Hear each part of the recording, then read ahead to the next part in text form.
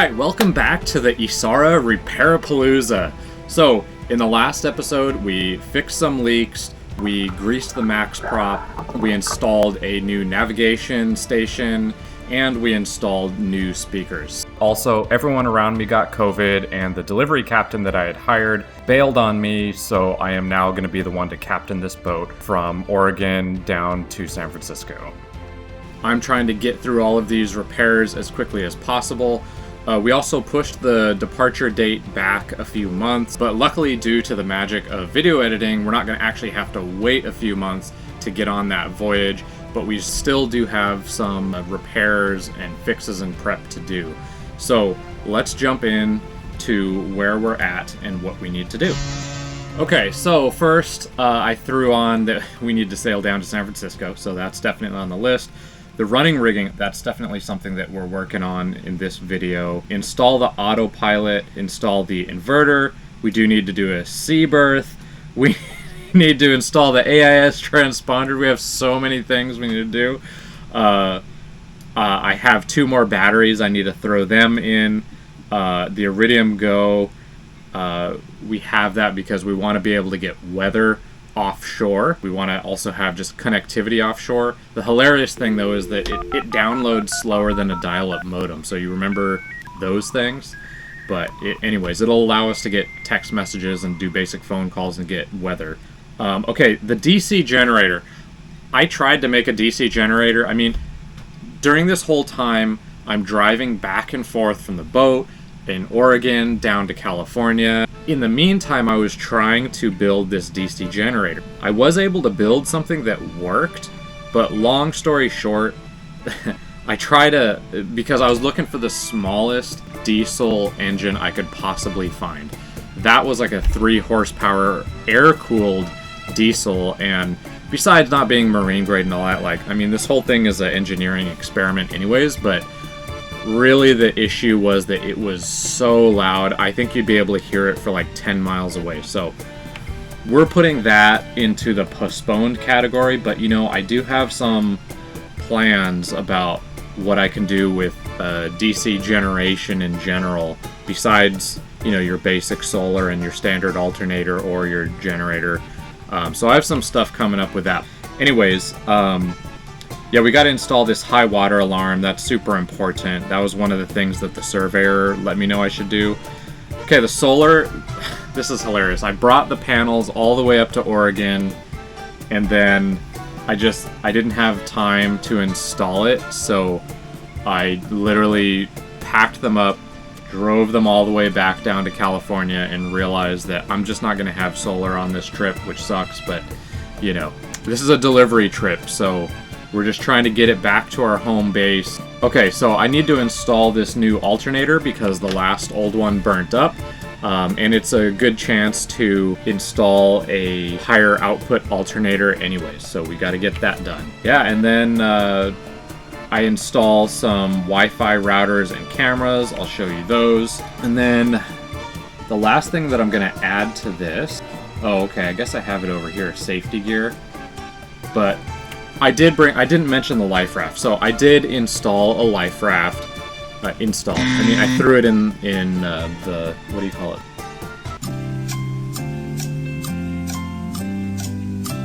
I threw it in one of the lazarette lockers, and so it's just living there. So we have it. Okay, so another project that I wanted to do, I didn't mention, was I wanted to convert to all induction and electric cooking. But long story short, I want to get this boat delivered, and I just didn't have the time. Just like I didn't have the time to install solar, I didn't have time to install the induction either. Whew. This is why we're calling this the Repairapalooza. There is a lot of stuff on the list. So, let's get going with it. Okay, so first things first, we got to go back down to Schooner Creek and pick up the ready-to-go standing rigging. Finally, the sun is out. We're just about there, about 20 minutes away. There's the Vancouver Bridge. 40 minutes ago, I could still see my breath at 1 p.m. So definitely a bit chilly. It's also really nice without the mast. I don't have to worry about bridge clearance.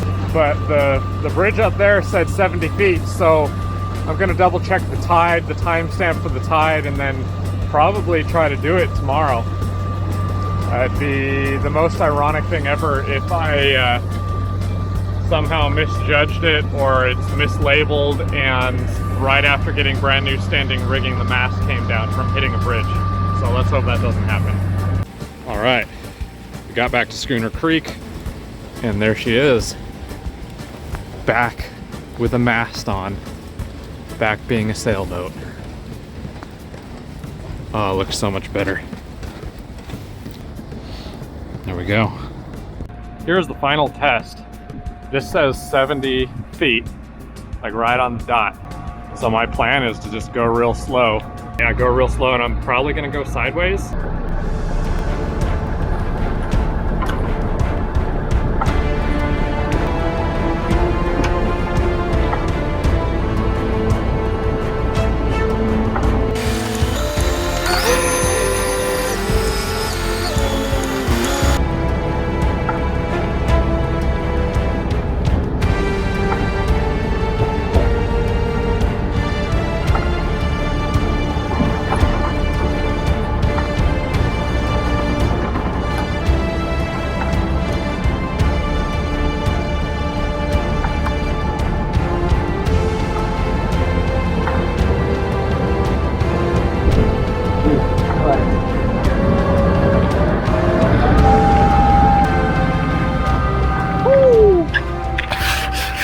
So I don't know if you saw that, but I kind of took it sideways there to make sure that, you know, if it did hit, I would have less of a chance of losing the mast. That was crazy. I do not like doing that. I'm really surprised the antenna didn't hit, because man, that looked it looked like it was a few feet away, you know, like that was real close. All right, onwards. Okay, so since I had to drive back down to the house to take care of work, that gave me a chance to work on the radar. So I really wanted radar because I knew it would be foggy coming down the coast of Oregon into San Francisco. San Francisco is foggy all the time. Here is my old radar. It looks like it's something from Tron from the 80s. It's actually from the 90s, but anyways. It would use like 1500 watts of power when turned on, so that's a massive amount of power. That's over 100 amps continuous at 12 volts, which means that you're only ever going to run it when you're running your motor. My new radar uses like 55 watts when it's fully working. Anyways, this project was sponsored by my dad. Thank you, Dad, for Miss Garmina, our radar. You know, if you didn't watch the last episode, I installed an opencpn chart plotter, and there's pros and cons to that. I mean, I love your brand new sailing fancy computers as much as the next guy, but I'm a huge fan of open source for a few reasons. Number one, it's compatible with anything you can make it compatible with, which is not the case with your newer gear. With your newer gear, you might find out that, well, if you replace the autopilot, then you have to replace the chart plotter, which also means you need to replace your wind instrument, you know, and so on and so forth. With the open source stuff, I mean, it's compatible with anything that anyone has already programmed or anything that you can program. I'll save that for other people, but I am capable enough to configure things. So let's try to get this radar hooked up. All right, so pardon the mess. I do not normally keep my garage like this, but as I may have mentioned, I had a ton of managers out, all my managers out actually. So I've just been nonstop doing stuff. But anyways, here we go. We're going to test it. Got a handy dandy lithium battery there, laptop. We have the pin 5. I hope that's pin 5. I tested it with a multimeter and a pinout diagram, and I think I got it, but I am a bit dyslexic, so all right, here it goes. I believe there is a status light right up there, so let's try it.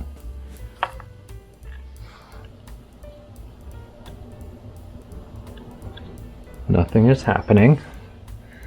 that means maybe this is not grounded enough, or maybe it's not pin 5. So what I'm gonna do is I'm gonna try grounding all the different wires. I don't think that will hurt anything.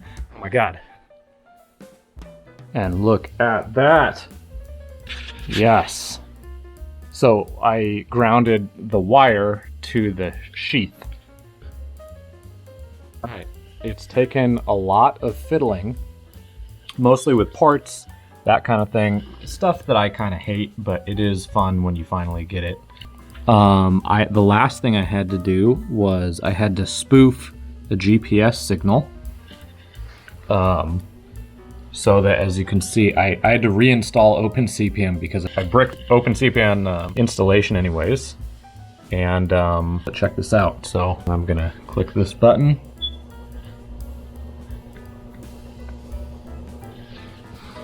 Then it says starting. And look at that.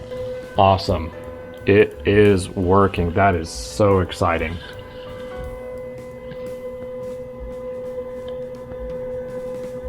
Can you take me higher to a place where life is free? All right, I'm out here at Fort Stevens, and I wanted to get a look at what the ocean looks like that I'll be going into. Definitely big ocean. I mean, this is the coastline, so out there it'll hopefully be a bit more rolly and less thunderous. Okay, another project, as I mentioned. So my alternator burnt up. I got this pretty sweet kit from Electromax. Here's something kind of strange that I noticed after installing the kit.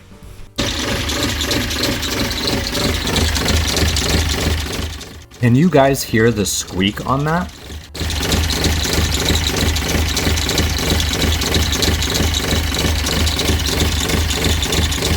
So if any of you know what you think is happening, then please let me know in the comments, because to me it sounds like bad injectors or something like that. It does smooth out after you warm it up for maybe a solid 5 minutes or so, and if you pop the RPMs up to 1200, it instantly smooths out. But we got the alternator plugged in and it is working. It is charging great.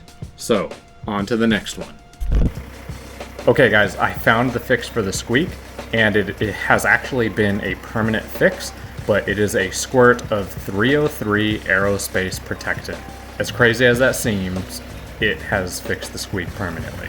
But the engine still runs really lumpy on startup for the first 5 minutes. All right, project today is install the battery.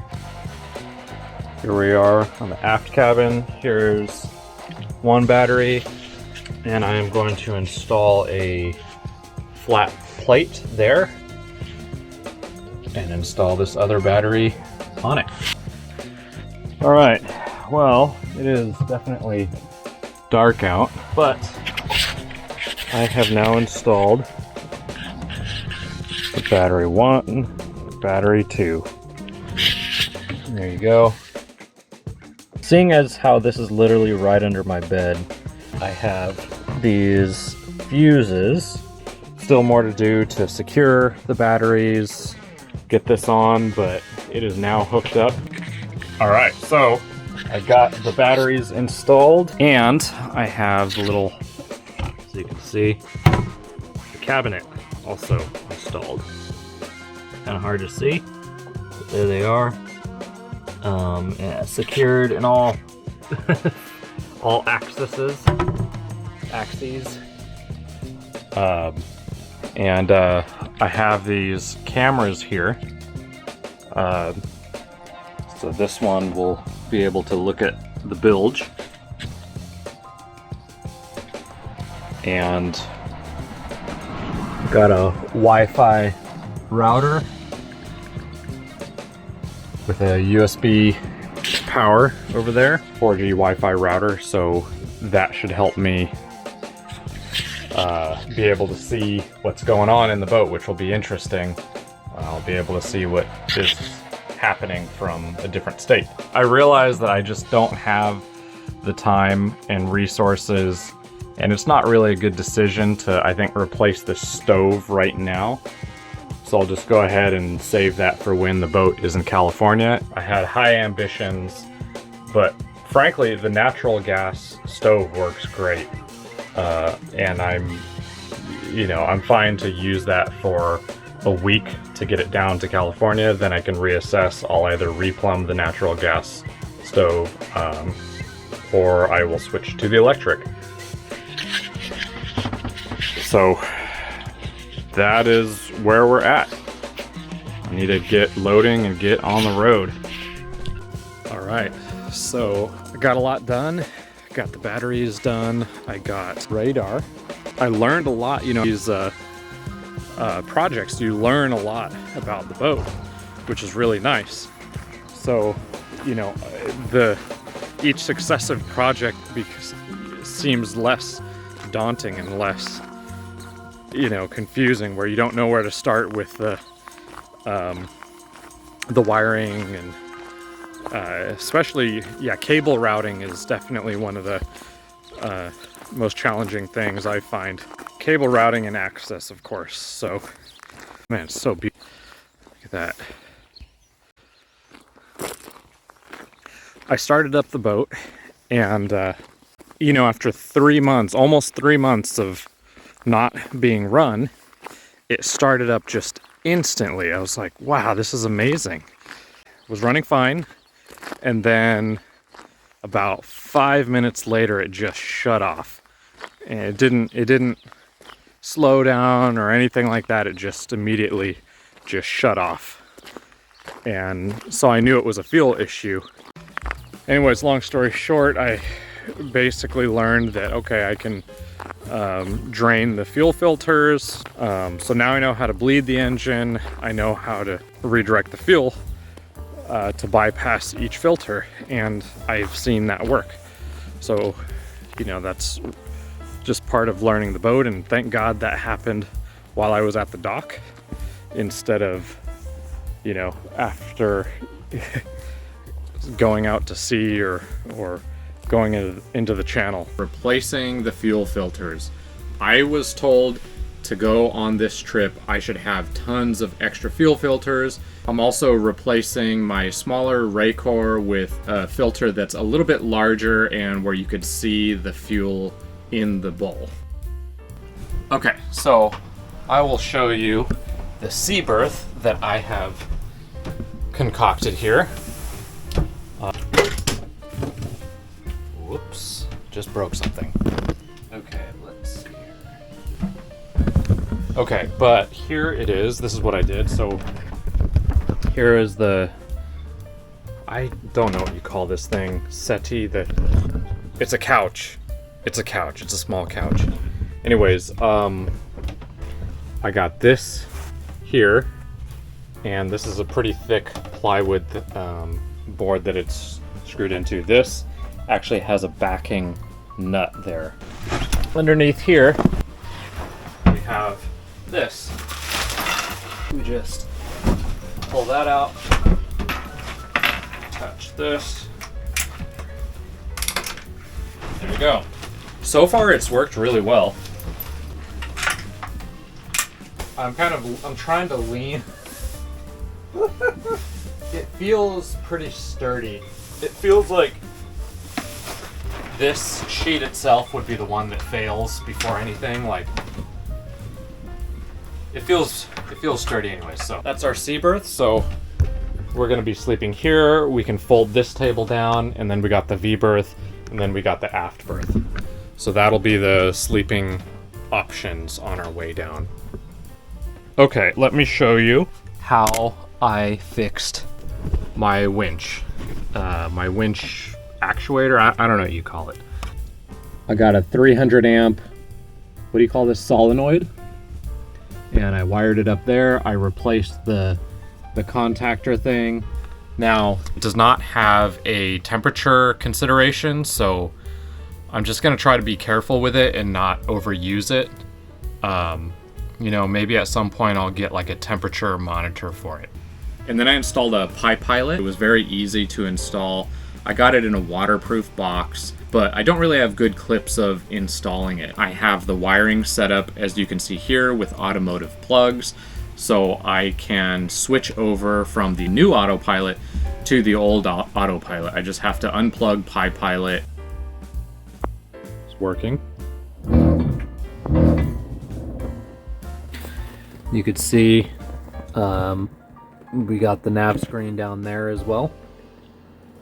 I don't even have time really to test PiPilot. So my test of PiPilot is going to be sailing this boat from Portland, Oregon to San Francisco, 600-700 miles. So that'll be a good first test of PiPilot, right? I'm excited, and we can use both the old and new autopilot. Okay, and here's one of the final clips. This is me doing the final wiring of the battery charger inverter, which this is in the aft cabin, and this was really the only viable place for me to put it. But we got that installed, and it is loud. All right, it is my last day. Oh, hey, there's a rainbow up there. I don't know if you can see it. But yeah, the crew member who has committed has come on board, and we put up the jib. We also rigged the two reefs in the main, pulled off a bunch of stuff from the boat. Still needs a little bit more, but really all that's left now are little finicky things like, you know, some nets to prevent things from falling over, some jack lines, which I walked out. I think I want to do jack lines from there all the way up to the bow on either side. Got the AIS working. It's given me an error, but I have confirmed that I'm visible and broadcasting, so I suspect that maybe the antenna is not the most accurate or tuned. I'm receiving and transmitting, so it's looking good. We're getting more and more hints of summer. It's still, you know, every 10 minutes the weather here changes. It's really crazy. It's beautiful, but the amount of rain that we've gotten is just driven me a little bit crazy because I've been trying to do wiring, etc. in the rain. Okay, so for the final recap, let's see where we've gotten to. We got the standing rigging done. We are postponing the induction. We have the Wi-Fi routers and cameras set up. We have installed the autopilot. We still need to test it. We installed the inverter. We fabricated the sea berth. Somehow I lost the footage of it, but I did install a high water alarm in the bilge. We installed 2 more batteries. We have the Iridium Go set up. We have the AIS transponder working.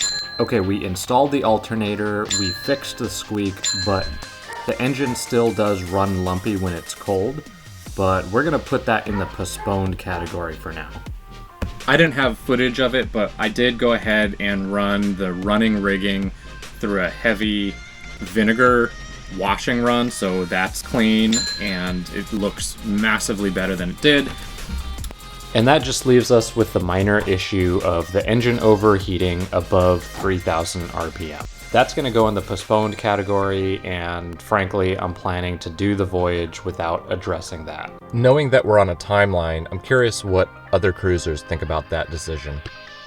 We fixed the leaks, and there's probably a few small leaks left, but I'm just going to consider all the leaks fixed for now. They're pretty much fixed. We installed the new electric winch. We installed the new low-power modern radar, or efficient modern radar, and we installed new fuel filters. We got tons done, and this is also what I'm realizing. Like, with these people with the YouTube channels, they must go so slow with all their projects, because as you see, I mean, I tried to video during all these projects, but the reality is that my priority was not filming, as you can tell. My priority was getting this stuff done. In the future, I would like to make these videos a little bit more watchable with the footage, but at the end of the day, I basically learned that you can't shoot really good footage create really good explanations, and get projects done as fast as possible. You kind of have to choose like 2 out of those 3 there. The good news is that we got tons of stuff done, and we have everything almost scheduled for... Okay guys, it's been a busy time, but we got so much done. In the next episode, we're going to be renting a vehicle to get up to Oregon and then turning it in because we're getting back to the San Francisco Bay by sailing this boat 750 miles down. So the next episode will be the start of that journey. Thanks again for watching. Please like and subscribe, and I will see you in the next one.